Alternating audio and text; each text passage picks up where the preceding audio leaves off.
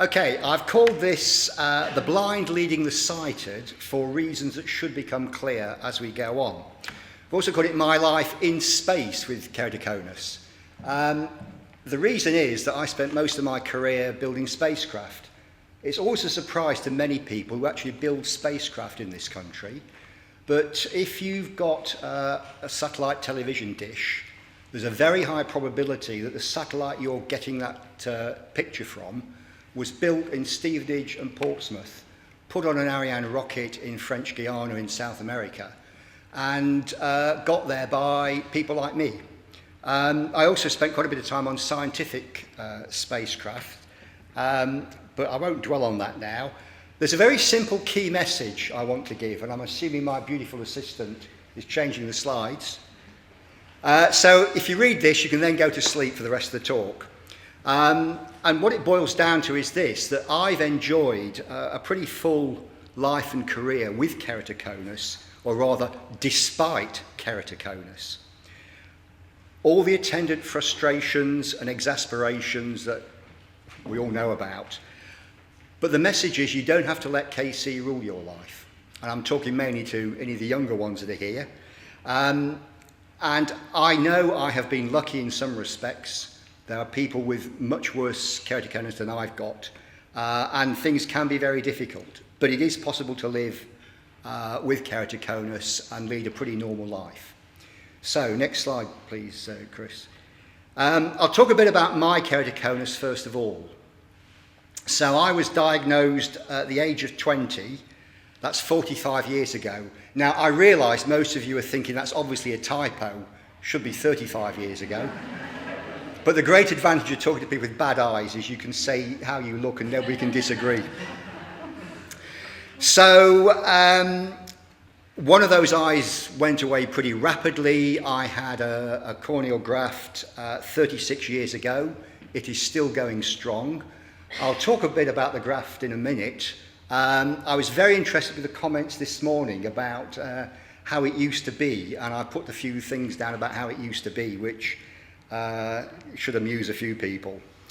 Right now, I have a mini scleral RGP lens over the graft, a semi-soft keratoconus lens on the stable cone on the other eye, and I use varifocal specs. That combination normally gives me 6/6 vision.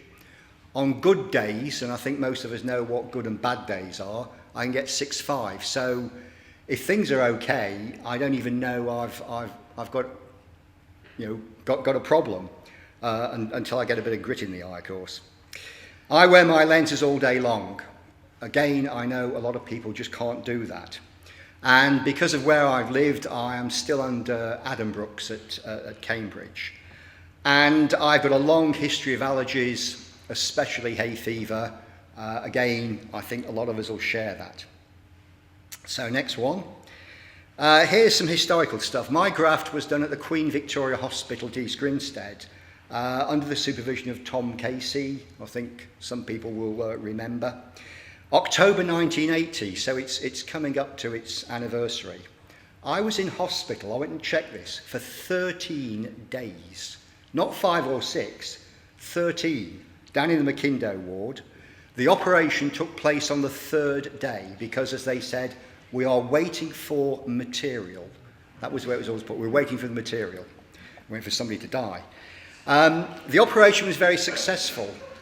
The stitching, there were 4 tacking stitches and a continuous loop of 32 stitches. Again, interesting to see the comments made by Professor Buckley earlier. The surgeon, who was American, actually said, "I've got to brag about this one." And the nurse with him said, "Stitching like that, you should take up embroidery." I'm not sure who was more upset. It was nearly 18 months before the stitches were taken out, and again, it was back in hospital. I was there for 3 days. You go in, I had to travel there, you stay overnight. It was a light general anaesthetic. That was just to take the stitches out. And then I stayed another night and then was let out. I don't think that's happened for a very long time for anybody now. So, my career. I actually retired 3 years ago after 40 years in the engineering profession. The last 30 years was in the satellite industry, as I said, and the final 10 years there was spent on something called the James Webb Space Telescope, which is a $10 billion project, international project with NASA, the European Space Agency, the Canadian Space Agency, for the next generation space telescope. Now, I'm not saying these things to impress you. I'm saying these things to say, look, I'm somebody with keratoconus, and I've done all sorts of things, and it didn't stop me. So I worked on a huge international project. I travelled all over the world, and I have to say I have lost contact lenses all over the world. In some places I probably better not dwell on. I spent a lot of time in North America, both the USA and Canada. I lived in Arizona for over a year, which was interesting from a dry eye perspective. It's usually well over 50 degrees C in the shade in the summer there. But I didn't get hay fever, that was the great thing. But dealing with dry eyes was quite interesting. I've also spent 10 weeks in the South American jungle at a launch site where it's almost 100% humidity most of the time. I've been to Saudi Arabia on business trips to Riyadh, right in the middle of the Arabian desert, where again it can hit 55 degrees C, and you've got sand and all sorts of issues there. But I've managed to get by. And I've done hundreds of business trips around Europe, including going to all sorts of places where astronomers go, so at tops of mountains or remote sites in places very cold, very hot. So yes, the message is you can have keratoconus, contact lenses, and do all these things. I've got to say a few words about my family. I've been married for 40 years. If my wife was here, I would lay it on really thick about what a wonderful woman she is. But I'm not going to get any brownie points because she's not. But I have to say, she has been absolutely amazing. I mean, there are times when I could not drive for long periods, and she did all the driving. I won't hear a word said about women drivers. She's fantastic. And she has had to basically cope when I couldn't. We've got 3 children, that I admit to, 3 grandchildren so far, and none of them have shown any signs of keratoconus, and obviously I'm pretty keen that they're looked at. And there is no known history of keratoconus on my side of the family, certainly from sort of the older generation, that nobody'd ever heard of it. I've got a sister, 9 cousins, and they've got lots of kids. I'm not aware that any of them have shown any signs of KC. So let me say a few things about coping, because like I'm sure everybody, I've had some pretty grim times. I've been deeply depressed at times, where I really thought I wasn't going anywhere, I couldn't wear lenses, my vision was so awful, I was going to have to give up work, and yet we've got through. And I will freely admit I've been reduced to tears of frustration, just the sheer frustration of not being able to see properly. You can't pour something into a cup because it goes down the side, or you put something on a shelf and it's not on the shelf and it drops on the floor, you know, all that sort of thing. I would say it pays to be optimistic. One comment I remember vividly from a Keratoconus group talk some years ago was somebody saying, look, equipment, materials, solutions, techniques, they are improving so fast today that if there isn't something around now, in 6 months' time, there probably will be. And they're right. And then several times I thought that's the end of the road, and then the opticians said, they've got a new polymer at the lab. Do you want to try that one? And here we go, we're off on something else. I have changed the contact lens types I use many times. I've been very fortunate with some of the opticians I've dealt with. I still regard putting my lenses, I call it my daily miracle of sight, because I said my vision corrected is 6/6 normally. When I take my lenses out, with one eye, I can barely see the top letter on the eye chart. I mean, I know it's there, but you know, it is just a horrendous blur.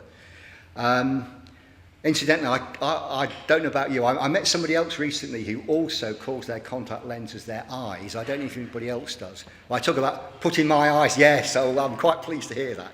Because it is actually, you know, this is not trying to minimise the effect of being blind, but when your lenses are out, you really do feel you're lost. And I call it putting my eyes in, taking my eyes out, and that's what it feels like. And I can see by the heads nodding, I'm not the only one. But the the opticians have been absolutely fantastic. Now, I'm very grateful. There's a guy called Tony Shepherd that you probably know. He is now retired, and Ali Ake, who actually still posts on the forum of the KC group, he is the guy looking after me, and the care I've had and the contact lens treatment has been fantastic. So I'm not a Moorfields patient, never have been. But I think we all really appreciate the care we get from the professionals. So, what I've learned, a few things to share. First of all, paranoid about hygiene, cleanliness, your hands, your eyes, lenses, cases, solutions, towels. I have my own, that's my eye towel, only I use, that sort of thing. How many of you open doors with your little finger, or you lean it? Yes, you know, especially toilet doors. Never put your hand around a toilet door. Goodness knows what's on it. And so you just develop these techniques where you're always careful about where your hands are going. You never know when you have to take your lenses out and you need to have your fingers clean. I've learnt not to rub my eyes, although that was very difficult. I'm pretty sure I rubbed my eyes a lot when I was small. One thing I found is the temptation to rub your eyes at the end of the day when you take your lenses out. It's really intense. And I found if I use the Minims preservative-free artificial tears and put a few drops in, and that tends to stop me rubbing my eyes. I don't know what other people do, but I found that very effective. Only use preservative-free drops, although I think these days the whole business has moved towards preservative-free, but I'm going back, you know, into prehistory before the internet, and lots of the drops were full of preservatives. And somebody again at a KC talk said, I don't think where people like you who use contact lenses and are putting drops in every day, I think you should try and use preservative-free drops. And I went away from that talk, spoke to the GP and managed to get my drops changed, and I thought there was a distinct improvement in comfort and wearing and so on by going preservative-free. Probably like me, you all carry a massive eye-related stuff with you: cases, lenses, lubricants, bits and pieces. You know, you don't go anywhere without a bag of stuff. I've also found that Hilo Forte is a great lubricant. I don't know who else uses that one, but that seems to be really, really effective. And the sad news is, how many people here use MIRI? Did anybody? A few. I don't think anything cleans contact lenses like MIRI used to. I'm not sure why it was taken off the market. I think it was some extreme health and safety thing, but I'd love to see it come back. I use something called Ote Forte. I don't know what other people use. I don't think it's as good. Finally, that's a quick gallop through, and I'm going to say I still find this supreme irony that the project manager, that's me, I was the project manager for one of the instruments on the James Webb Space Telescope. It is, this is not bullshit, it is one of the world's most advanced optical instruments. It's a camera and a spectrometer that works in the Mid Infra-Red band. It has over 900 optical surfaces. It operates 16 degrees above absolute zero. It will be 1.5 million kilometres from the Earth when it gets launched next year, or the year afterwards rather.